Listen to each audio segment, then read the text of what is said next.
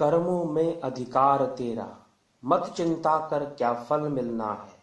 फल जैसा भी हो तुझको तो कर्म निरंतर ही करना है।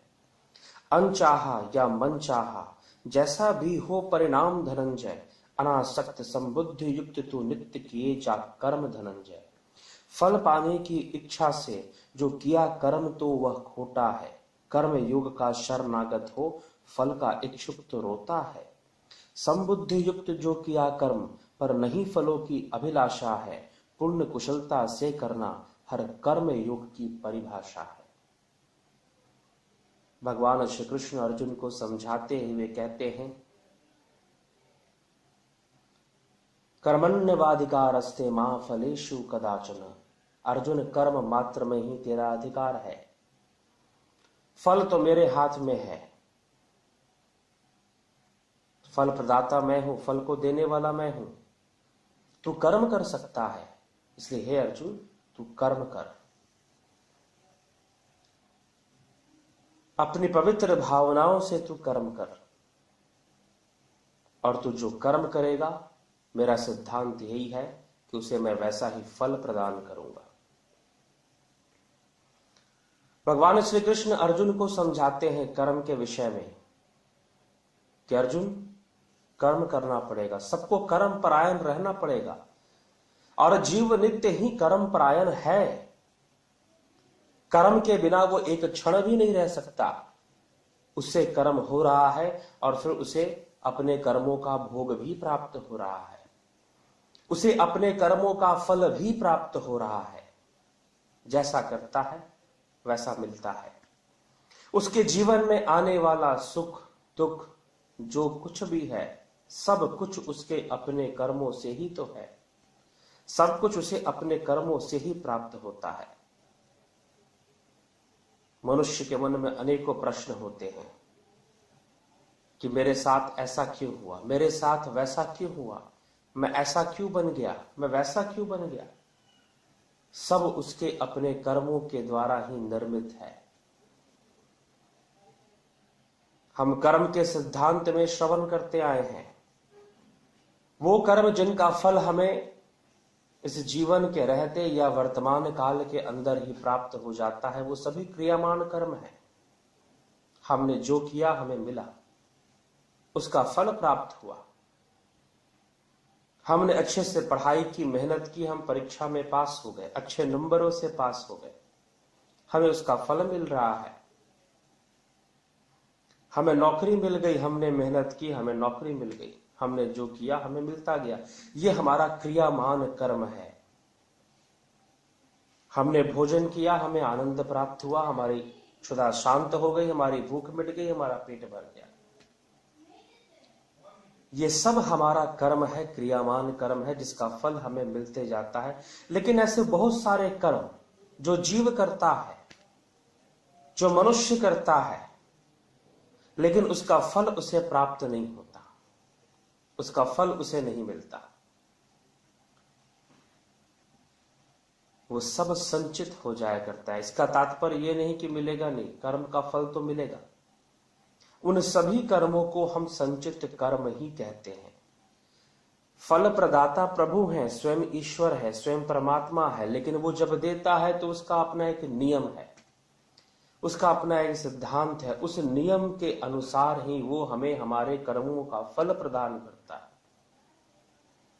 प्रथम फल क्रियामान कर्मों के द्वारा किए गए फल क्रियामान कर्म कहते हैं, जो इसका फल हमें जल्द ही प्राप्त हो, वर्तमान में ही प्राप्त हो, या जीवन के रहते ही प्राप्त हो जाए, कम समय में ही प्राप्त हो जाए, लंबा समय ना लगे। दूसरा प्रारब्ध कर्म, संचित कर्म। ये संचित कर्म क्या है? जो कर्मों को हमने किया और उसका फल हमें प्राप्त नहीं हुआ, वो संचित हो गया। इसका मतलब ये नहीं कि उसका फल मिलेगा नहीं, फल तो अवश्य ही मिलेगा, फल तो अवश्य ही प्राप्त होगा, लेकिन वो संचित हो चुका है। जब तक उसका फल नहीं प्राप्त होता तब तक वो संचित अवस्था में ही रहता है। अब आता है प्रारब्ध कर्म। किसे कहते हैं प्रारब्ध कर्म? प्रारब्ध कर्म किसे कहा जाता है? क्या होता है प्रारब्ध? जो पूर्व निर्धारित है, जो पहले से निश्चित किया हुआ है। हमारे जीवन में ऐसी बहुत सारी बातें हैं, ऐसी बहुत सारी चीजें हैं जो पहले से निश्चित की हुई है, जिनके अंदर हम कोई बदलाव नहीं ला सकते, कोई परिवर्तन नहीं ला सकते। वो सब के सब प्रारब्ध के अंदर ही आते हैं। कोई व्यक्ति काला है, कोई व्यक्ति गोरा है, किसी की आंखें बड़ी हैं, किसी की आंखें छोटी हैं, किसी का नाक ऊंचा है, किसी की नाक छोटी है, किसी के चेहरे का रंग कैसा है, किसी के चेहरे का रंग कैसा है। कोई देखने में बड़ा सुंदर है, कोई देखने में बड़ा ही कुरूप है। कोई अमीर घर में जन्म लेता है, करोड़पति घर में जन्म लेता है, राजा घर में जन्म लेता है, कोई कंगाल के घर में जन्म लेता है, कोई दरिद्र के घर में जन्म लेता है। ये सब जो बातें हैं, ये सारी चीजें उसके प्रारब्ध से हैं, जिनको वो परिवर्तित नहीं कर सकता, जिनको वो बदल नहीं सकता। अगर उसका जन्म दरिद्र के घर में है तो वो ये नहीं बदल सकता कि भाई नहीं, मेरा जन्म तो राजा के घर में है। ये एक अलग बात है कि वो दरिद्र अपने कर्मों से राजा बन जाए, अपने कर्मों से राजा बन जाए, लेकिन उसका प्रारब्ध है कि वो दरिद्र के घर में, कंगाल के घर में उसका जन्म हुआ है। वो अत्यंत ही गरीब घर में जन्म ले रखा है, और एक राजा के घर में, एक सुंदर है अपने देह से, अपने चेहरे से, कोई लंबा है, कोई नाटा है। ये सब कुछ हमारे प्रारब्ध के कारण ही है, ये सब कुछ हमारे प्रारब्ध की प्राप्ति ही है, और प्रारब्ध के कारण ही हमें ये सारी चीजें मिल रही हैं, ये सारे भोग हमें प्राप्त हो रहे हैं। इसलिए प्रारब्ध जो हमारे पहले से ही निर्मित है और जिनको हमें भोगना है, उसके लिए हम विवश है, कुछ नहीं कर सकते हम। वो सब हमारा प्रारब्ध है, वो हमारी नियति है, वही हमारा भाग्य है। प्रारब्ध ही हमारा भाग्य है, उसको हमें भोगना है। जब हम भाग्य की बात करते हैं तो ये भाग्य यहां पर आ जाता है। भाग्य होता है, हमारे अपने संचित कर्म ही भाग्य का निर्माण करते हैं, और जब हमें वो प्राप्त होता है तो प्रारब्ध के रूप में प्राप्त होता है। इसका तात्पर्य क्या भाग्य ही सब कुछ है, पुरुषार्थ कुछ नहीं है? लेकिन भगवान श्री कृष्ण अर्जुन से कहते हैं कर्म कर, कर्मों में अधिकार है तेरा, मत चिंता कर क्या फल मिलना है। कर्म तो मनुष्य के अधिकार में होता ही होता है, फल चाहे जैसा भी प्राप्त हो, अनुकूल प्रतिकूल, कर्म करने की स्वतंत्रता भगवान ने उसे दे रखी है। लेकिन जब कर्मों का फल नहीं मिलता, संचित कर्म, और फिर वो संचित कर्म से ही प्रारब्ध निकलता है। हम विचार करें इस तथ्य पर कि प्रारब्ध का निर्माण कैसे होता है, किस प्रकार प्रारब्ध बनता है, उसका निर्माण कैसे होता है। क्या हमने कोई कर्म किया, प्रारब्ध कर्म हमने कुछ किया था या बन गया? 3 प्रकार के कर्मों का वर्णन हम यहां पर कर रहे हैं आध्यात्मिक प्रेरणा के माध्यम से। प्रथम क्रियामान कर्म, जिनका फल हमें तुरंत ही मिल जाया करता है, जल्द ही प्राप्त, वर्तमान स्थिति में, वर्तमान काल के अंदर ही प्राप्त हो जाता है, वो सब क्रियामान कर्म है। जिनका फल प्राप्त नहीं हुआ वो संचित हो गया, वो संचित हो गया। समझने का प्रयास करें कि जिस प्रकार आपको कोई व्यक्ति है, वो नौकरी करता है, उसे महीने में कुछ तनख्वाह मिलती है, पैसा मिलता है, कुछ पैसे का वो इस्तेमाल करता है, और उसके बाद सारे का सारा जो धन है, जो पैसा है, वो बैंक में जमा करा देता है, सेविंग अकाउंट के भीतर अपने अकाउंट में उसने जमा करवा दिया, धन को उसने जमा करवा दिया। अब वो जो धन उसमें पड़ा हुआ है अकाउंट के भीतर, वो उसे निकालता नहीं है, वो उसमें पड़ा हुआ है। बहुत जरूरत पड़ा तो वो उसे निकालेगा, लेकिन धीरे धीरे क्या होता है, उसने उस अकाउंट को में पैसा डाल दिया, अब वो अकाउंट है, अब उसका अकाउंट, बैंकों का नियम है कि वो उसमें इंटरेस्ट जोड़ते हैं, प्रत्येक महीने, 6 महीने या साल भर पर उसमें इंटरेस्ट जुड़ता रहता है, कुछ ना कुछ धन जुड़ता रहता है। तो एक समय बीत जाने के बाद, वर्तमान समय निकल जाने के बाद, साल, 2 साल, 3 साल, बाद जब वो उस अकाउंट के बारे में पता करता है तो जितने पैसे उसने उसमें डाले थे पैसे उतने नहीं रहते, पैसे बढ़ जाया करते हैं, पैसों की मात्रा बढ़ जाया करती है। वो अकाउंट छोटा से बड़ा हो जाता है अपने आप, बिना कुछ किए। तो जो कर्म संचित हो गया वो अपना रूप परिवर्तित करता है। यहां धन संचित हो गया, संचित कर दिया गया बैंक के अंदर, उसके अंदर इंटरेस्ट जुड़ा, उस धन में वृद्धि हो गई। कुछ डेबिट हुआ, आपने पैसे निकाले या कुछ खर्च किए, क्रेडिट हुआ, डेबिट हुआ, क्रेडिट हुआ। कहने का तात्पर्य कि वो जो उस संचित कर्म का जो रूप था वो वैसा का वैसा नहीं रह गया, वो बदल गया, उसने अपना रूप परिवर्तित कर लिया, वो बदल चुका है, उसमें कुछ जुड़ चुका है, उसमें कुछ हट चुका है। कई सारी चीजें उसके साथ हुई उस अकाउंट में, डेबिट क्रेडिट, अर्थात हमने जैसा वो अकाउंट खोला था वो अकाउंट अब वैसा नहीं है, वो बदल चुका है, उसका रूप बदल चुका है। उसी प्रकार से संचित कर्म, हम कर्म करते हैं, एक व्यक्ति से कोई गलत कर्म हो जाता है, पाप कर्म हो जाता है। अब पाप कर्म हो गया लेकिन उसे अपने पापों का फल नहीं प्राप्त हुआ, लेकिन जीवन के रहते उसे ये बात समझ में आ गई कि मैंने बहुत सारी गलतियां की हैं, मैंने बहुत सारे पाप किए हैं, लेकिन प्रभु ने अभी तक मुझे उसका फल नहीं दिया। कर्म के सिद्धांत ने अभी तक मुझे उन कर्मों का फल नहीं दिया जो मैंने पाप किया है। लेकिन पाप तो पाप है, मुझसे गलती हुई है, मैंने पाप किया है।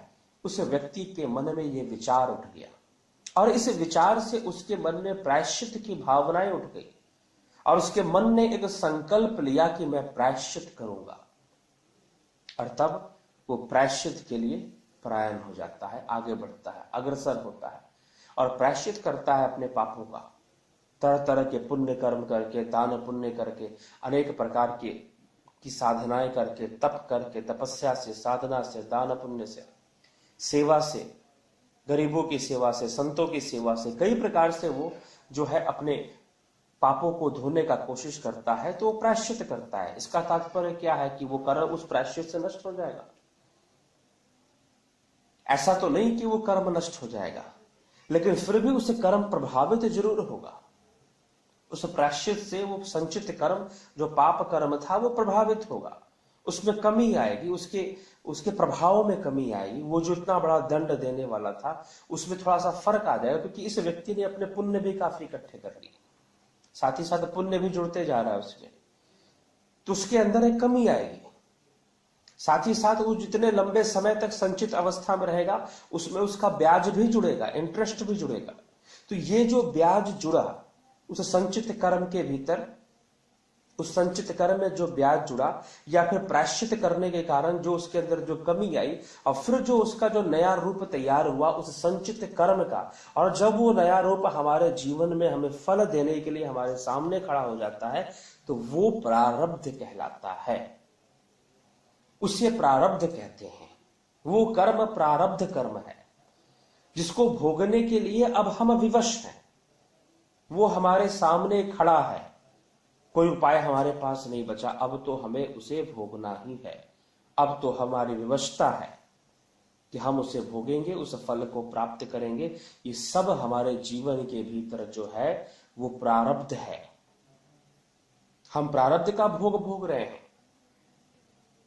इस जन्म में हमें जो कुछ भी प्राप्त हो रहा है वो सब हमारा प्रारब्ध है, इस जन्म का प्रारब्ध है।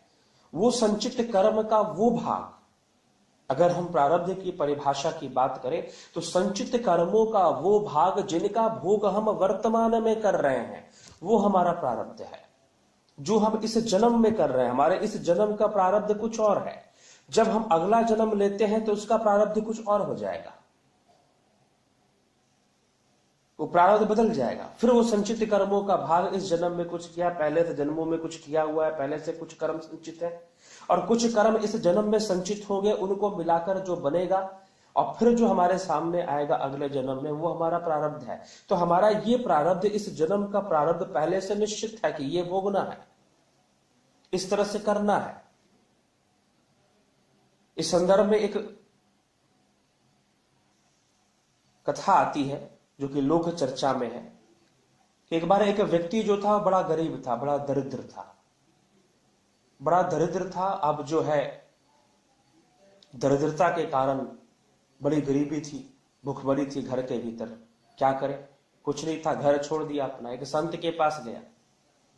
संत ने कहा, उन संत के बारे में कहा जाता था कि बहुत बड़े ज्योतिष है, बहुत बड़े भविष्यवक्ता है, जो बोलते हैं बिल्कुल सत्य बोलते हैं। वो व्यक्ति गया और संत के पास जाकर अपनी हाथ वाथ दिखाया, पूछा कि महाराज मुझे बताओ कि आप भविष्यवाणी करो मेरे बारे में कि मेरा जीवन कैसा रहेगा। संत ने उसे देखा और उसको इंगित करते हुए, उसे समझाते हुए कहा कि भाई तेरा भविष्य तो बड़ा उज्जवल है, तू तो बहुत धनवान बनेगा, तेरा पाप भी पुण्य बन जाएगा, तू गलतियां भी करेगा फिर भी तुझे सम्मान मिलेगा, इज्जत मिलेगा, तुझे कोई सजा नहीं मिलेगी, और तेरा पाप पुण्य में परिवर्तित हो जाएगा, दुनिया के सामने वो पुण्य के रूप में आ जाएगा। वो बड़ा हैरान हुआ कि भाई मैं गलत भी करूंगा तो भी मुझे अच्छा फल प्राप्त होगा, बुरे कर्मों का भी अच्छा फल प्राप्त होगा, ये भला कैसे संभव हो सकता है, ये किस प्रकार से संभव हो सकता है। उस व्यक्ति ने कहा कि नहीं, भविष्यवक्ता ने जब ऐसा कहा है, इन्होंने कहा है, महाराज ने, संत ने कहा है, तो बहुत बड़े पहुंचे हुए हैं, सारी बातें इनकी सत्य निकलती है, लेकिन मुझे अपने जीवन में धनवान बनने का, राजा बनने का, जैसे उन्होंने बातें कही कि तू तो गलत भी करेगा तो भी सही हो जाएगा, बहुत भविष्य उज्जवल है तेरा, बहुत कुछ तुझे मिलने वाला है, ऐसा तो कुछ नजर नहीं आता, क्या करूं, किस तरह से करूं। लेकिन संत की वाणी को सब मानते हैं, मैं भी इनकी वाणी को मान लेता हूं, मुझे धनवान बनना है, कैसे भी मुझे धनवान बनना है। निकल पड़ा घर छोड़कर निकल पड़ा। रात्रि का समय था, जा रहा था एक वन के रास्ते से। मार्ग में उसने क्या देखा कि एक व्यक्ति जो है वो राजसी वस्त्र पहने हुए है और एक वृक्ष के नीचे सोया हुआ है, और उसके पास एक पोटली रखी हुई है, वो धन की पोटली उसके पेट पे रखी हुई है और वो सोया हुआ है नींद में। उसने सोचा कि मुझे धनवान बनना ही है, उन्होंने कही रखा, मैं कुछ भी करूं मैं धनवान बनूंगा। अब उस व्यक्ति ने क्या किया, उस व्यक्ति के पास, सोते हुए व्यक्ति के पास गया और उसके पेट पर रखी हुई धन की पोटली को उसने उठा लिया। बगल में तलवार रखी हुई थी, तलवार भी उठा लिया। दोनों चीजें उठाकर वो चल पड़ा। जैसी आगे बढ़ा और उस समय वो सोता हुआ व्यक्ति, उसने धन की पोटली अपने पेट पर इसलिए रखी थी ताकि कोई उठाए तो उसे पता चल जाए, और जैसी धन की पोटली उठी उसकी नींद टूट गई। और ये व्यक्ति जो कि अपने भविष्य वक्ता पर विश्वास कर चल रहा था, वो आगे बढ़ गया, धन की पोटली ली, तलवार ली, आगे बढ़ गया। और जैसे इस व्यक्ति ने देखा कि अरे ये तो जो है मेरा धन लेकर जा रहा है, मेरी तलवार लेकर जा रहा है, उठा, अपनी आंखें उसने अच्छे से मली, देखी कि कौन व्यक्ति मेरा धन चुरा के जा रहा है। राजसी वस्त्र पहने हुए थे।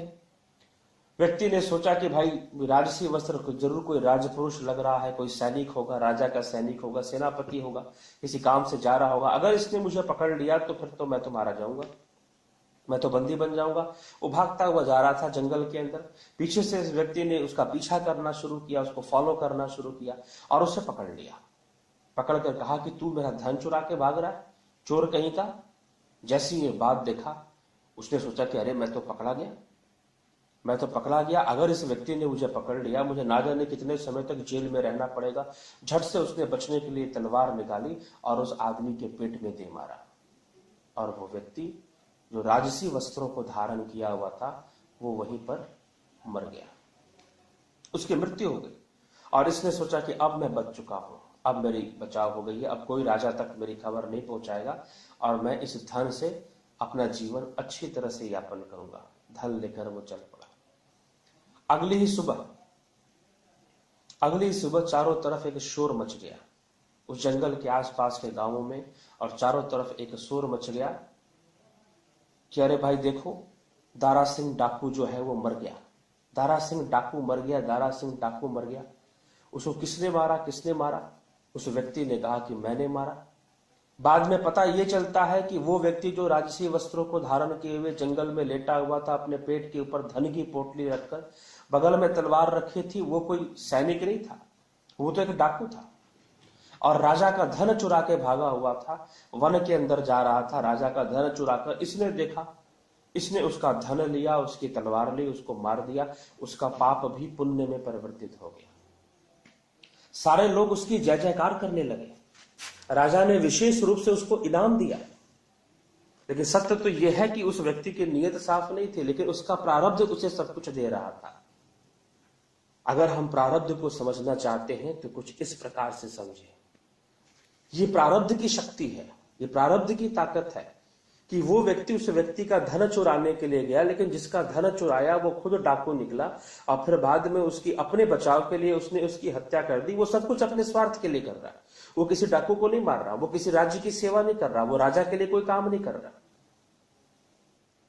वो कोई अच्छा काम नहीं कर रहा, लेकिन उसके द्वारा बुरी नीयत से किया गया काम भी अच्छा साबित हो जा रहा है।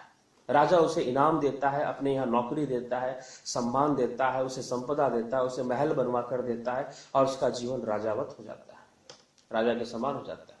बहुत धन संपदा उसे प्राप्त होती है उस डाकू को मारने, उस डाकू को पकड़ने के लिए बहुत इनाम उसे मिलता है, जय जयकार उसे प्राप्त होता है। तो ये प्रारब्ध की शक्ति है, ये प्रारब्ध की शक्ति है। इसलिए हम देखते हैं कई लोग शिकायत करते हैं कि भाई फलाना व्यक्ति तो पाप किए जा रहा है, फलाना व्यक्ति तो अनेकों बुरे कर्म किए जा रहा है, लेकिन फिर भी उसे अच्छा मिल रहा है। तो ये सब प्रारब्ध है, इस जन्म के कर्मों का भोग। लेकिन इसका तात्पर्य ये नहीं है कि कोई पाप कर रहा है तो उसके अपने पापों का फल प्राप्त कभी होगा ही नहीं। अवश्य प्राप्त होगा, वो संचित अवस्था को प्राप्त हो रहा है और समय के साथ उसे उसका फल जरूर मिलेगा, अवश्य प्राप्त होगा। इसलिए कई ऐसी गाथाएं हैं कि राजा को कंगाल बनते हुए हमने इतिहास में, और ऐसी कई कहानियां हैं, ऐसे समाज में ऐसे कई उदाहरण है, वर्तमान में ऐसे कई उदाहरण है। ये लोग कहते कि भाई इनके पुरखे तो बहुत बड़े थे, बहुत बड़े राजा परिवार के थे, लेकिन आज देखो कैसे दरिद्रतापूर्ण जीवन व्यतीत कर रहे हैं, कंगाली में अपना जीवन जी रहे हैं। और कुछ लोगों के लिए हम कहते हैं समाज के देखो कितने गरीब थे, लेकिन इनकी अगली पीढ़ी देखो कितनी अमीर हो चुकी है, कितना पैसा कमा चुकी है, बड़े बड़े मकान, बड़े बड़े गाड़ियां खरीद ली, लेकिन पहले तो भीख मांग कर खाया करते थे। हम खुद कहते हैं, खुद देखते हैं, और कई कहानियां, कई कथाएं ऐसी हैं।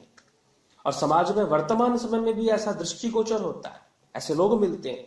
तो ये सब प्रारब्ध का खेल है, ये सब कुछ प्रारब्ध से है। जो मिल रहा है, जो प्राप्त हो रहा है, सब तो प्रारब्ध से ही है। इसलिए संचित कर्मों का वो भाग जिसका भोग हम वर्तमान में कर रहे हैं, उसको भोगने के लिए हम विवश हैं, वो सब हमारा प्रारब्ध है, वो प्रारब्ध कर्म के कारण है।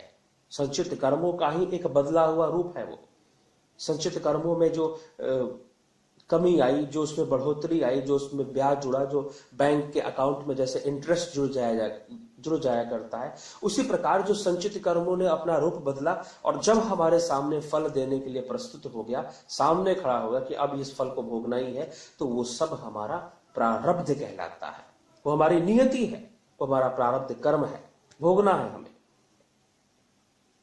महाभारत के अंदर कथा आती है भीष्म पितामह। भीष्म पितामह को अर्जुन ने बाणों की शैया पर सुला दिया, और बाणों की शैया पर जब सुला दिया तो उस समय भगवान श्री कृष्ण, युगावतार भगवान श्री कृष्ण भीष्म पितामह के समक्ष जाकर, गंगा पुत्र देवदत्त के समक्ष जाकर उनसे कहते हैं कितना बड़ा कष्ट आप क्यों भोग रहे हैं। तब भीष्म पितामह भगवान श्री कृष्ण से कहते हैं कि हे केशव, हे कृष्ण, आप तो अंतर्यामी हैं, आप सब कुछ जानने वाले हैं। मैंने अपने पिछले कई जन्म देखे हैं, लेकिन मैंने अपने पिछले जन्मों में ऐसा कोई कर्म नहीं किया है जिससे कि मुझे ऐसा दंड भोगना पड़े जो इस समय में भोग रहा हूं। बाणों के सैया पर लेटा हुआ हूं, इतनी पीड़ा, इतनी तकलीफ, लेकिन फिर भी जीवित हूं। ऐसा क्यों है? भगवान कृष्ण ने कहा कि हे गंगा पुत्र, कुछ भी हो, है तो यह आपके कर्मों का फल ही।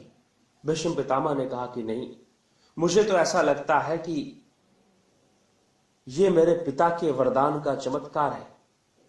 पिता शांतनु ने वरदान दिया था भीष्म पितामह को, इच्छा मृत्यु का वरदान मिला था, इच्छा मृत्यु का, कि इच्छा से ही मरेगा, अपनी इच्छा से ही मृत्यु को प्राप्त होगा, और जब तक इच्छा नहीं होगी तब तक मृत्यु को प्राप्त नहीं होगा। भगवान कृष्ण ने कहा कि महाशय, आप ऐसा कह रहे हैं, बात सत्य है कि आपको वरदान मिला है, लेकिन जीवन में श्राप और वरदान से भी ऊपर मनुष्य का कर्म होता है। सब कर्मों का भोग है, जो प्राप्त हो रहा है कर्मों के भोग से ही आपको मिल रहा है, कर्मों के भोग से ही प्राप्त हो रहा है। भगवान कृष्ण ने भीष्म पितामह से कहा कि अपनी आंखें बंद कर लीजिए। भीष्म पितामह ने अपने नेत्र मूंद लिए। ध्यान की अवस्था में योग मार्ग से भगवान भीष्म पितामह को उनके 100 जन्म पीछे ले जाया करते हैं। 100 जन्म पीछे ले जाकर कहते हैं कि देखो तुमने क्या कर्म किया है। और उस समय भीष्म पितामह एक शिकारी के रूप में घोड़े पर बैठे हुए और एक जीव को अपने बाणों से छेद देते हैं। जीव को बाणों से छेद देते हैं, कांटों पे सुला देते हैं उसे, और ऐसा कष्ट उस जीव को प्राप्त होता है और बहुत लंबे समय तक वो जीव जो है ऐसा कष्ट भोगता है, ऐसा कष्ट भोगता है। और आज वो कर्म फल देने पर आया है। आज वो कर्म फल देने पर आया है। और ये फल उन्हें कहां से प्राप्त हो रहा है उस कर्म का? तो अपने ही पौत्र के माध्यम से, अपने ही पौत्र अर्जुन के माध्यम से उन्हें ऐसा फल प्राप्त हो रहा है। उन्होंने तो एक जीव को, अगर हम बिल्कुल सटीक अगर हम सोचें, जैसे को तैसा अगर हम सोचें, तो क्या होना चाहिए कि जिस जीव को उन्होंने ऐसा कष्ट पहुंचाया था, कुछ कथाओं में उसे अजगर भी बताया जाता है, कुछ कथाओं में उसे अन्य जीव का भी नाम लिया जाता है। उस अजगर को जो उन्होंने कष्ट दिया था, उसे कांटों पर सुला दिया था, उसे बाणों से भेज दिया था, होना तो ये चाहिए था कि मृत्यु उपरांत ये भी अजगर की योनि में जाते, फिर वो अजगर मनुष्य बनता, जिस जन्म में वो मनुष्य बनता उस जन्म में आकर वो उनको वही कष्ट देता। ये जैसे को तैसा हो गया। लेकिन ऐसा नहीं हुआ। वो कर्म उस समय संचित हो गया। भीष्म पितामह को उस समय उसका फल नहीं मिला। फिर उस कर्म के साथ और जुड़ते गए और कर्म जुड़ते गए, इंक्रीमेंट हुआ उसके अंदर, उसका ब्याज जुड़ा और उसके अंदर छोटे मोटे और पाप जुड़े, कुछ पुण्य जुड़े, जो आज भगवान के भी दर्शन हो रहे हैं। भीष्म पितामह को भगवान की भी कृपा प्राप्त हो रही है साथ में। तो कुछ पुण्य भी जुड़े, कुछ पाप भी जुड़े, और जुड़ते जुड़ते उस कर्म ने अपना रूप परिवर्तित कर लिया। और जब वो सामने आ गया फल देने के लिए, तब वो प्रारब्ध बन गया। और भीष्म पितामह अपने प्रारब्ध का भोग भोग रहे। संचित कर्म संचित हो जाया करता है, लेकिन जब वो भोग के रूप में हमारे सामने आता है तो प्रारब्ध का रूप धारण कर लेता है, परिवर्तित हो जाता है, प्रारब्ध बन जाया करता है और प्रारब्ध के रूप में हमारे पास आता है। और जब प्रारब्ध बनकर बदला हुआ रूप, संचित कर्मों का ये बदला हुआ रूप ही प्रारब्ध है। प्रारब्ध के रूप में हमारे समक्ष आया और श्राप और वरदान, कोई फर्क नहीं पड़ता मनुष्य का कर्म कैसा है। कर्म कैसा है उसी के अनुसार श्राप और वरदान प्राप्त होते हैं। श्राप मिला था, नल और नील को श्राप मिला था कि वो पानी के अंदर कोई भी मूर्ति या कोई भी पत्थर फेंकेंगे वो डूबेगा नहीं, कथा आती है। उन्हें श्राप मिला था ये, लेकिन उनका श्राप भी वरदान बन गया। श्राप मिला राजा परीक्षित को। राजा परीक्षित से अपमान हुआ ऋषियों का, शमिक ऋषि का अपमान हुआ। और जब ऋषि का अपमान हुआ तो कहते हैं कि उनको श्राप मिला कि आज से 7वें दिन तक्षक सर्प के विष के ज्वाला में तुम जलकर नष्ट हो जाओगे, तुम्हारा नाश हो जाएगा, तुम मृत्यु को प्राप्त हो जाओगे। राजा परीक्षित को श्राप मिला, लेकिन पुण्य कर्म, उनका पुण्य कर्म, उनकी भक्ति का प्रभाव था। उस श्राप के फल में भी उन्हें संत मिले, सुखदेव मुनि मिले और ज्ञान प्राप्त हुआ, मोक्ष की प्राप्ति हुई। स्वयं पुष्पक विमान, कथा आती है कि स्वयं भगवान आते हैं उन्हें लेने के लिए। और तक्षक सर्प के विष का ज्वाला, तक्षक सर्प आए और उन्हें डसे, उससे पहले वो योग मार्ग के द्वारा अपने शरीर को, अपनी चेतना को शरीर से अलग करते हैं और जाकर उस वैकुंठ में वास करते हैं। ऐसी कथा आती है। उन्हें ऐसी मृत्यु, मोक्ष प्राप्त होता है। वो कभी भी सर्पों को मारने के बारे में नहीं सोचते या बदला लेने की नहीं सोचते, अपने कल्याण की सोचते हैं, समाज के कल्याण की सोचते हैं। तो मनुष्य का कर्म कैसा है, उसे श्राप मिलेगा या वरदान मिलेगा, यह महत्व नहीं रखता। उसके ग्रह कैसे हैं, कौन से ग्रह हैं, किस प्रकार के ग्रह हैं। कई लोग ग्रहों को लेकर बड़े चिंतित रहते हैं कि हमारे कुंडली में राहु की दशा है तो राहु परेशान कर रहा है, तो शनि परेशान कर रहा है। कई माताएं बहनें होती हैं काली साड़ियां पहननी शुरू कर देती हैं। जिनको शनि का प्रभाव नहीं होता वो भी काली साड़ी पहनती है कि चलो भाई शनि के प्रभाव से बचेंगे। जो नहीं जानते, जो इस तथ्य को, इस रहस्य को नहीं जानते, सर्वप्रथम चाहे किसी ग्रह की दशा हो या चाहे किसी को श्राप मिला हो या चाहे किसी को वरदान मिला हो, इन सबसे ऊपर है कर्मों का सिद्धांत। कर्मों का सिद्धांत। भीष्म पितामह को तो वरदान मिला था कि तुम्हें इच्छा मृत्यु का वरदान मिला था। लेकिन दुर्भाग्यपूर्ण क्या है कि उनका ये इच्छा मृत्यु का वरदान ही उनके दुख का कारण बना। कहने के लिए तो इच्छा मृत्यु का वरदान है, लेकिन वो वरदान उनके पिछले जन्मों में किए गए पाप कर्मों का फल भोगने का कारण बन रहा है। बाणों की शैया पर लेटे हुए प्रत्येक व्यक्ति, प्रत्येक जीव दुखों से मुक्ति चाहता है, कष्टों से मुक्ति चाहता है, लेकिन ऐसी अवस्था में भी जीवित रहने की इच्छा बनी हुई है और खून बह रहा है शरीर से, बाणों के शैया पर लेटे हुए और उस कष्ट को सह रहे हैं और जीवित बने हुए हैं। जीवित बने हुए हैं, आसक्ति मुंह भी बनी हुई है और जीवित भी बने हुए हैं, इच्छा मृत्यु का वरदान भी मिला हुआ है। तो ये कैसा वरदान हुआ जो कि कष्ट भोगने का कारण बन रहा है, जो दुख भोगने का कारण बन रहा है। इसलिए वरदान या श्राप ये ऊपर नहीं होता, इससे ऊपर है कर्म का सिद्धांत। ग्रह ऊपर नहीं होता कि कौन सा ग्रह हमें प्रभावित कर रहा है, कौन सी ग्रह की बुरी दशा चल रही है। शनि की 7.5 चल रही है, तो राहु की महादशा चल रही है, तो काल सर्प दोष है, तो मंगल दोष है। बहुत बड़े बड़े महापुरुष हुए जिन्होंने इस समाज में बहुत बड़ी क्रांति लाई, समाज को कुछ देकर गए, उनकी कुंडलियों में मंगल दोष पाया जाता था, काल सर्प दोष पाया जाता था। तो ये कोई महत्वपूर्ण नहीं रखता कि ग्रहों की स्थिति क्या है या श्राप या वरदान क्या है, ये महत्व रखता है, लेकिन कर्म के सिद्धांत के अंतर्गत महत्व रखता है। जो मिलेगा वो कर्मों के अनुसार मिलेगा। श्राप, वरदान या ग्रहों की दशा तो एक मात्र बहाना है। बहाना है कि हाँ भाई हमें कष्ट मिलना है, तो शनि की 7.5 लगी हुई तो उसके माध्यम से कष्ट मिल रहा है, लेकिन है तो ये किसी ना किसी कर्म का फल।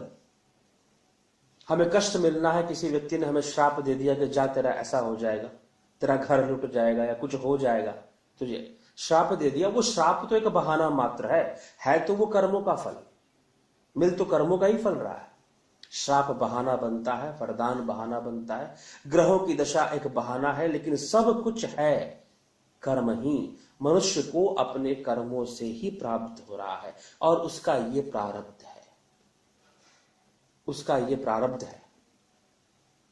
इसलिए कर्म प्रधान विश्व रचि राखा, जो जस करई सो तस फल चाखा। ये अकाट्य सिद्धांत है, अकाट्य कथन है। यही विश्व की रचना हुई है, ऐसे ही विश्व बना है। कर्म को प्रधानता देकर विश्व की रचना की गई है और कर्म को प्रधानता देकर ही विश्व को प्रभु ने रचना की है, इस सृष्टि को बनाया है। और प्रत्येक घटना इस सृष्टि में घट रही है सब क्रिया और प्रतिक्रिया के नियम के अंतर्गत है, अर्थात कर्म और फल के सिद्धांत के अंतर्गत ही सारी घटनाएं इस सृष्टि में घटती हैं। जीवन में आने वाला छोटा सुख दुख जो कुछ भी है सब कर्म फल के अंतर्गत है, सब कुछ क्रिया और प्रतिक्रिया के नियम के अंतर्गत ही कार्य करता है, सब कुछ इसी में रहता है। इसलिए ये प्रारब्ध है और हम जो कुछ भी भोग रहे हैं अपने प्रारब्ध से भोग रहे हैं। अब कर्मों के उसमें ग्रहों की क्या प्रतिक्रियाएं होती हैं, ग्रह किस प्रकार से हमारे, कई लोग ज्योतिष को लेकर, इसलिए हम अपने एक आध्यात्मिक प्रेरणा के एक भाग में, आने वाले भाग में या आने वाले किसी भागों में हम ज्योतिष पर अवश्य चर्चा करेंगे कि ज्योतिष क्या है और किस प्रकार से। कई लोग इसे आडंबर समझते हैं, समाज में कई लोगों का मानना है कि यह मात्र आडंबर है, ये ठग विद्या है, ठगने का एक तरीका है। कुछ लोग कहते हैं कि नहीं, अगर सही कैलकुलेशन करने वाला हो, सही जानकार हो तो वो सही चीजें बता भी सकता है। और समाज में ऐसे ज्योतिष है जो सही भविष्यवाणियां कर भी दिया करते हैं। तो बहुत तरह की बातें हैं, ये हमारे कर्मों में किस प्रकार से आते हैं, किस प्रकार से ग्रहों का प्रभाव पड़ता है कर्म के साथ, हम इसके बारे में अवश्य बताएंगे। लेकिन आगे इस कर्म के सिद्धांत की श्रृंखला को जारी रखा जाएगा। कर्म क्या है, अभी तक हमने सुना क्रियामान कर्म, संचित कर्म और प्रारब्ध कर्म की क्या परिभाषा है, किस प्रकार से हमारे जीवन में आता है। अब कर्मों से मुक्ति कैसे पाया जाए, भगवान ने कर्म अकर्म विकर्म की परिभाषाएं श्रीमद् भगवत गीता में दी हैं। क्या अर्थ निकलता है कर्म अकर्म विकर्म का, इन सारी चर्चाओं को हम आध्यात्मिक प्रेरणा के अगले भाग और उसके बाद आने वाले भागों में किया जाएगा। और कर्मों से मुक्ति का साधन क्या है वो भी अवश्य ही बताया जाएगा। और इसी के साथ अब मैं अपने विचारों को यहां विराम देता हूं। शांति शांति शांति।